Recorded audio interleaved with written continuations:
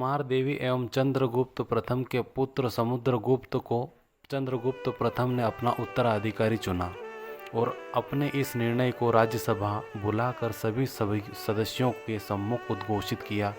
इस समय प्रसन्नता के कारण उसका सारा शरीर रोमांचित हो उठा और आंखों में आंसू छलक गए थे। सबके सामने समुद्रगुप्त गले लगाया और कहा, तुम सचमुच आर्य हो, राज्य का शासन करो। इस निर्णय से राज्यसभा में एकत्र हुए सभी सदस्यों को प्रसन्नता हुई, किंतु अन्य राजकुमारों के मुख मलिन हो गए। चंद्रगुप्त द्वारा समुद्रगुप्त को उत्तराधिकारी नियुक्त करने के निर्णय से संभवतः उसके अन्य पुत्र प्रसन्न नहीं हुए। समुद्रगुप्त कौन थे, इनके पिता चंद्रगुप्त प्रथम कौन थे और उनसे पूर्व के शासक कौन थे, आइए जानते हैं। गुप्त वंश की सत्ता का उदय गंगा घाटी में हुआ था। गुप्त अभिलेखों से ज्ञात होता है कि गुप्त राज्य का संस्थापक महाराज श्री गुप्त था। कुछ विद्वान उसका नाम श्री गुप्त मानते हैं, जो उचित नहीं मालूम पड़ता। विष्णु सहस्त्र नाम में गुप्त का पर्यायवाची शब्द विष्णु मिलता है, अतः इस वंश के संस्थापक का नाम गुप्त था और उसके साथ श्री सम्मानार्थ प्रयुक्त किया गया प्रतीत ऐसा होता है। श्री गुप्त के महाराज की उपाधि से मालूम होता है कि वह संभवतः एक साधारण सामंत राजा था। इस गुप्त शासक का कोई अभिलेख नहीं प्राप्त होता। कुछ मोहरें अवश्य प्राप्त होती जिसमें उसका नाम गुप्तस्य या गुप्त या श्री गुप्त के रूप में उत्कीर्ण मिलता है, जिनका समीकरण महाराज श्री गुप्त से किया जाता है। महाराज श्री गुप्त के बाद उसका पुत्र श्री घटोत्कच महाराज बना। महाराज श्री घटोत्कच संभवतः तीसरी शती ईस्वी के अंतिम दशाब्द में गद्दी पर बैठा और लगभग 318-19 ईस्वी तक शासन किया। महाराज श्री घटोत्कच ने गुप्त राज्य का संभवतः कुछ विस्तार किया और उसे स्थायित्व प्रदान किया। यही कारण है कि गुप्त व वाकाटक अभिलेखों में घटोत्कच को पर्याप्त महत्व दिया गया है। महाराज श्री घटोत्कच के बाद उसका पुत्र चंद्रगुप्त गद्दी पर बैठा।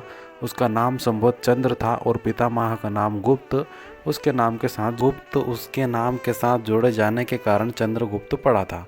गुप्त चंद्र का पितामह ही नहीं, गुप्त राजवंश का संस्थापक भी था। अतएव यहीं से गुप्त इस वंश के अन्य सदस्यों के साथ जोड़ने की परंपरा सदैव के लिए स्थायी हो। चंद्रगुप्त इस वंश का पहला महाराजाधिराज एवं शक्तिशाली नरेश था, जिसने संभवतः 319 से 345 ईस्वी तक शासन किया। तत्कालीन राजनीति में वह एक निपुण व्यक्ति था। उसने अपना विवाह लिच्छवी राजकुमारी कुमार देवी से किया। इस वैवाहिक संबंध का गुप्त वंश के इतिहास में बड़ा महत्व है। इतिहासकारों ने इस वैवाहिक संबंध को विभिन्न रूप में देखने का प्रयत्न किया है। जॉन एल का विचार है कि गुप्तों का लिच्छवियों से संबंध होने में गर्व का कारण उनसे प्राप्त किसी सेना, भूमि आदि के लाभ की अपेक्षा उनके घराने की प्राचीनता थी। वहीं अलग अलग इतिहासकारों द्वारा अलग अलग बातें कही गई है। वास्तव में लिच्छवियों की राजनीतिक स्थिति को देखते हुए चंद्रगुप्त ने लिच्छवी राज प्रमुख की पुत्री कुमार देवी से विवाह किया था। लिच्छवी राज प्रमुख के पुत्र रहित मरने पर चंद्रगुप्त व कुमार देवी से उत्पन्न समुद्रगुप्त लिच्छवी राज्य का राजा बना। लिच्छवी राज्य का न्यायिक अधिकारी हुआ, पर समुद्रगुप्त के अल्पवयस्क होने से चंद्रगुप्त लिच्छवी राज्य पर शासन करने लगा। ऐसी ही स्थिति में चंद्रगुप्त ने लिच्छवियों की जन भाषा या जन भावना को देखते हुए राजा रानी प्रकार की मुद्रा प्रचलित की, जिसके ऊपरी भाग पर चंद्रगुप्त तथा कुमार देवी के चित्रों को तथा निचले भाग पर लिच्छवी जन के आदर्श वाक्य लिच्छव्य एवं सिंह पर विराजमान देवी को अंकित कराया गया है। चंद्रगुप्त ने उत्तराधिकार में प्राप्त राज्य का पर्याप्त विस्तार किया। उसने पूर्व में लिच्छवी राज्य के अतिरिक्त मगध व अन्य निकटवर्ती क्षेत्रों तथा उत्तर में साकेत आदि क्षेत्रों को अपने आधिपत्य में ले लिया। इस प्रकार उसने गुप्त सत्ता का विस्तार पूर्वी उत्तर प्रदेश, बिहार एवं उसके निकटवर्ती क्षेत्रों तक कर लिया। एक ऐसे साम्राज्य की स्थापना की जिसका पर्याप्त विस्तार भविष्य में हुआ। इस गुप्त साम्राज्य की राजधानी उसने पाटलिपुत्र में स्थिर किया। चंद्रगुप्त एक योग्य एवं सफल शासक था। उसने अपनी योग्यता के बल पर गुप्त साम्राज्य की स्थापना की थी। गुप्त साम्राज्य का विस्तार चंद्रगुप्त प्रथम के पुत्र समुद्रगुप्त तथा पौत्र चंद्रगुप्त द्वितीय, जिसे हम विक्रमादित्य भी कहते हैं, उसने किया। समुद्रगुप्त तथा चंद्रगुप्त द्वितीय के राजनीतिक कार्यों एवं सफलताओं के बल पर ही भारत में एक बार पुनः अखिल भारतीय साम्राज्य बना। अखिल भारतीय साम्राज्य का अर्थ होता है कि पूरा भारत एक सूत्र में पिरोया गया, जैसे कि अशोक के समय पर पूरा भारत एक सूत्र में पिरोया गया था। समुद्रगुप्त महाराजाधिराज चंद्रगुप्त व राजमहर्षि लिच्छवी राजकुमारी से उत्पन्न हुआ था। उसका अपने पिता चंद्रगुप्त प्रथम द्वारा युवराज चुना जाना मात्र परंपरा व योग्यता ही नहीं, राजनीतिक निर्णयों का भी परिणाम था। चंद्रगुप्त के मरणोपरांत समुद्रगुप्त का राज्यारोहण हुआ। Doctor R.C. मजूमदार ने समुद्रगुप्त के राज्यारोहण की तिथि 340 से 350 के बीच रखी है। ऐसा प्रतीत होता है कि उनके राज्यारोहण के समय कोई उत्तराधिकार संघर्ष हुआ था। उसका कारण यह है कि चंद्रगुप्त प्रथम का केवल अकेला पुत्र समुद्रगुप्त नहीं था, उसके अन्य भी पुत्र थे। समुद्रगुप्त चंद्रगुप्त प्रथम और कुमार देवी का पुत्र था। उनकी माता का संबंध लिच्छवी वंश से था। उसका विवाह दत्त देवी के साथ हुआ था, जो संभवतः कदम्ब वंश शासक कुकुत्सवर्मन की पुत्री थी। परमेश्वरी लाल गुप्ता का मानना है कि उसका विवाह देवी से दक्षिण भारत अभियान के समय हुआ होगा। एरन लेख में कहा गया है कि समुद्र के अनेक पुत्र और पौत्र थे। प्रयाग प्रशस्ति में चंद्रगुप्त प्रथम द्वारा समुद्र को भरी सभा में राज्य प्रदान करने का वर्णन किया गया है। रमेश चंद्र मजूमदार के अनुसार समुद्रगुप्त के राज्यारोहण की तारीख 340 से 50 ईस्वी मानी गई है। कुछ विद्वानों के अनुसार काच समुद्रगुप्त का भाई था, जिसके साथ उसे राज्य सत्ता का संघर्ष करना पड़ा।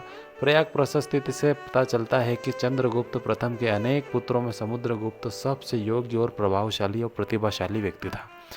लिच्छवी राजकुमारी कुमार देवी का पुत्र होने के कारण भी उसका महत्व अधिक था। चंद्रगुप्त ने उसे ही अपना उत्तराधिकारी चुना और अपने इस निर्णय को राज्यसभा बुलाकर सभी सदस्यों के सम्मुख उद्घोषित किया। इस समय प्रसन्नता के कारण उसका सारा शरीर रोमांचित हो उठा और आंखों में आंसू छलक गए। उसने सबके सामने समुद्रगुप्त को गले लगाया और कहा, तुम सचमुच आर्य हो और अब राज्य का पालन करो। इस निर्णय से राज्यसभा में एकत्र हुए सभी सदस्यों को प्रसन्नता हुई, किंतु अन्य राजकुमारों के मुख मलिन हो गए। चंद्रगुप्त द्वारा समुद्रगुप्त को उत्तराधिकारी नियुक्त करने के निर्णय से संभवतः उसके अन्य पुत्र प्रसन्न नहीं हुए। वाकाटक लेखों में भी समुद्रगुप्त के लिए पात परिग्रहित शब्द प्रयुक्त है, जिससे स्पष्ट है कि चंद्रगुप्त ने अनेक राजकुमारों में से पुत्र समुद्रगुप्त को अपना उत्तराधिकारी मनोनीत किया था। रमेश चंद्र मजूमदार का मानना है कि समुद्रगुप्त का राज्याभिषेक कर चंद्रगुप्त ने संन्यास ग्रहण कर लिया था। इसकी राजधानी पद्मावती में थी। पद्मावती की पहचान ग्वालियर, जो कि मध्य प्रदेश में स्थित है, आधुनिक पद्म पवैया से की जाती है। इस स्थान से नाग मुद्राएं प्राप्त हुई है, जिससे लगता है कि यहाँ भी नागवंश की कोई शाखा शासन कर रही थी। काशी प्रसाद जायसवाल इसे मथुरा का शासक मानते हैं। अच्युत और नागसेन संभवतः भारशिव के नागवंश से संबंधित थे। यद्यपि भारशिव नागों की शक्ति का पहले ही पतन हो चुका था, किंतु कुछ क्षेत्रों में इनके छोटे छोटे शासक अब भी शासन कर रहे थे। पराक्रमी समुद्रगुप्त ने धरणी बंधश के उच्च आदर्श को प्राप्त करने के लिए इन नागवंशी शासकों को पराजित कर उत्तर भारत में अपनी सत्ता को सुदृढ़ आधार प्रदान किया और अपनी राजकीय मुद्राओं के ऊपर गरुड़ अंकित करना प्रारंभ किया। कोलकुल में उत्पन्न इस शासक का नाम प्रयाग प्रशस्ति में मिट गया है और मात्र कुछ अक्षर शेष हैं। दिनेश चंद्र सरकार जैसे विद्वानों का अनुमान है कि यह गणपति नाग हो सकता है, जिसका उल्लेख प्रशस्ति की 21वीं पंक्ति में किया है। असल में समुद्रगुप्त की जानकारी प्रयाग में स्थित एक प्रशस्ति है, उससे हमें ज़्यादा जानकारियाँ प्राप्त होती है और कुछ सिक्के हैं जिनसे कि इसकी जानकारियाँ मिलती है। काशी प्रसाद जायसवाल ब्रह्मवश कोकटुल की पहचान कौमुदी उत्सव में उल्लेखित मगध वंश के कल्याण वर्मा से करते हैं। कुछ मुद्राएं पंजाब और दिल्ली से इनके विषय में प्राप्त हुई। ऐसा लगता है कि राजकुल का शासन संभवतः इसी प्रदेश में था। समुद्रगुप्त की प्रयाग प्रशस्ति से उसके दिग्विजय होने की जानकारी मिलती है। प्रशस्ति में उसकी विजयों को महत्व क्रम में उत्कीर्ण किया गया है। महत्व क्रम में उसकी विजयों को इस प्रकार रखा जा सकता है, जैसे कि पहली विजय आर्यावर्त, जिसे उत्तर भारत कहा जाता है, उसकी विजय। दूसरी आठवीं राज्यों की विजय। तीसरी दक्षिण भारत की विजय और चौथी है सीमावर्ती राज्यों पर प्रभुत्व करना और अगला है विदेशी राज्यों पर उसका आधिपत्य करना या उनसे संबंध स्थापित करना। उत्तर भारत की विजय में देखें तो प्रयाग प्रशस्ति से पता चलता है कि समुद्रगुप्त ने रुद्रदेव, मतील, नागदत्त, चंद्रवर्मा, गणपति नाग, नागसेन, अच्युत, नंदी व बल वर्मा आदि अनेक आर्यावर्त के राजाओं को उन्मूलित कर उनके राज्य को गुप्त साम्राज्य में मिला लिया था। ये जो उत्तर भारत के राज्य हैं, ये लगभग मथुरा के आसपास के राज्य थे या मगध के आसपास के जो राज्य थे उन्हें कहा जाता है, जो उत्तर भारत में स्थित थे। वहीं आठवीं राज्यों की विजय आती है। जिसमें समुद्रगुप्त ने उत्तर भारत की प्रमुख शक्तियों को विजित करने के बाद दक्षिण की शक्तियों पर ध्यान दिया। पर दक्षिण भारत में प्रवेश के पूर्व विस्तृत वनों में स्थित आठविक राज्यों की विजय आवश्यक थी। अतः उसे आठविक राज्यों को विजित कर उन्हें शासकों को परिचारिक अर्थात दास बना लिया। प्रयाग प्रशस्ति में आठविक राज्यों की संख्या नहीं है। विद्वानों ने खो अभिलेख के आधार पर आठविक राज्यों की संख्या 18 निर्धारित की है, जो कि बुंदेलखंड, बघेलखंड और जबलपुर क्षेत्र में स्थित थे, जो मध्य प्रदेश का क्षेत्र है, जहाँ पर जंगल आदि क्षेत्र है, वहाँ पर मौजूद था। उसके बाद यहाँ से होते हुए वह दक्षिण भारत पहुँचा। अब उसने समुद्रगुप्त ने दक्षिण भारतीय शक्तियों की विजय हेतु दक्षिण का अभियान किया। उसके दक्षिण प्रवेश का मार्ग संवत पूर्वी घाट था। वह पूर्वी घाट को पदाक्रांत करता हुआ कावेरी घाट तक गया और वहाँ की शक्तियों के पराभव के बाद वह कावेरी व तुंगभद्रा के मैदानी क्षेत्र में लांघता हुआ कृष्णा और गोदावरी घाट से होकर उत्तर भारत वापस आ गया। इस प्रकार उसने संवत उत्तरी पश्चिमी घाट को छोड़ दिया, जो कि भौगोलिक ही नहीं राजनीतिक दृष्टि से भी उपयुक्त न था। दक्षिण की शक्तियों को नतमस्तक कर समुद्रगुप्त ने उन्हें मुक्त कर दिया। प्रयाग प्रशस्ति में उत्कीर्ण उसके द्वारा पराजित दक्षिण की शक्तियाँ, जैसे कि कौशल का कांधार का व्याघ्रराज, कोराल का मंटराज, पिस्टूर का महेंद्रगिरी, कोट्टूर का स्वामीदत्त, एरंडपल्ल का दमन, काची का विष्णुगोप, अवमुक्त का नीलराज, वेंगी का हस्तिवर्मन, पाल्लवक का उग्रसेन और देवराष्ट्र का कुबेर तथा कुस्थलपुर का धनंजय, ये 12 राज्य थे जिन पर उसने विजय स्थापित की थी। और उसके बाद उसने सीमावर्ती राज्यों पर प्रभुत्व का स्थापना की। उत्तरी और दक्षिणी भारत के राज्यों पर विजय प्राप्त करने के बाद उसने सीमांत राज्यों पर प्रभुत्व स्थापित की। प्रयाग प्रशस्ति में इन पूर्वी और पश्चिमी सीमांत राज्यों का अलग अलग उल्लेख मिलता है।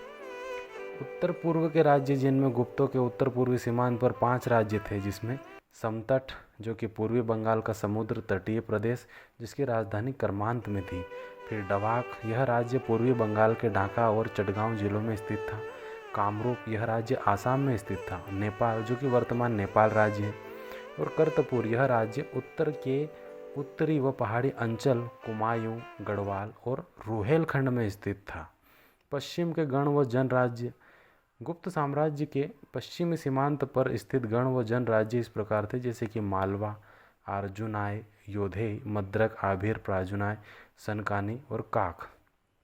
खटपरी, ये गण एवं जन राज्य पंजाब, राजस्थान और सौराष्ट्र और पश्चिमी मध्य प्रदेश में स्थित थे। इन सभी सीमांत राज्यों से समुद्रगुप्त का युद्ध हुआ या नहीं?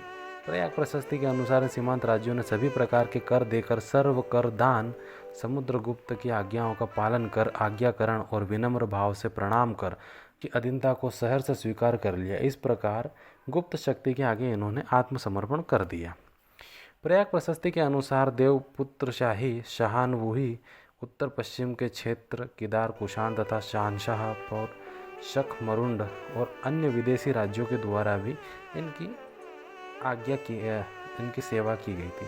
राज आज्ञा प्राप्त कर उसकी अपार सेवा की। इस प्रकार समुद्रगुप्त का अपने पड़ोसी विदेशी राज्यों से प्रभावी मित्रता का संबंध था। समुद्रगुप्त प्रभावी राजा था और साम्राज्य में उसने हिमालय की तराई से लेकर दक्षिण में लंका आदि द्वीपों तक, पश्चिम व उत्तर भारत से लेकर पूर्व तक, उत्तर में बंगाल, असम व नेपाल तक फैला हुआ था।